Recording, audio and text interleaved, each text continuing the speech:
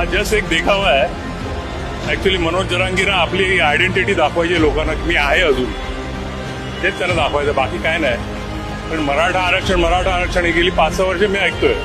काय फायदा नाही तुझा, काही होणार पण नाही त्याच्यात. कारण पॉलिटिकल ते ही पोळी भिजत ठेवणार अशीच, दुसरे येणार दुसरे तेच करणार, तिसरे येणार तिसरे तेच करणार.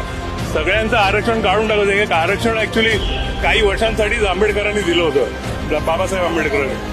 आणि त्याच्यानंतर त्यांनी असं ठरवलं होतं की ज्यांना खरंच आरक्षणाची गरज आहे, जे गरजू लोक आहेत, जे गरीब रेषेच्या खाली आहेत, त्यांनाच फक्त आरक्षण देण्यात यावं, बाकी कोणाला देऊ नये, कोणालाही देऊ नये आरक्षण.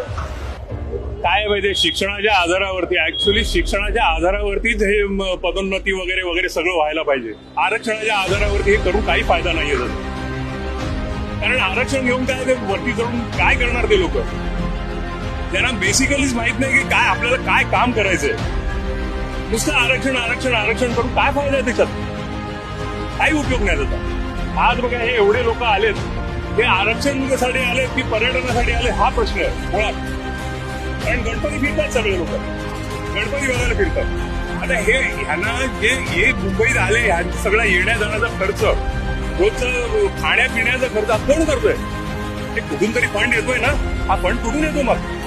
त्याचा पण विचार करायला पाहिजे गव्हर्नमेंटने.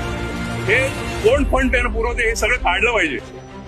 गव्हर्नमेंटने याच्यावर स्ट्रिक्ट ऍक्शन घ्यायला पाहिजे. का लोकांना त्रास येतो? तुमचे आरक्षण तुम्ही जे काही हे करताय ते तुम्ही स्वतःच करा ना तिकडे वेगळं. गव्हर्नमेंटला जाऊन तिकडे घेरा, काय ते मंत्री बिंत्री आहेत त्यांना पकडा. लोकांना का त्रास येतो इथे?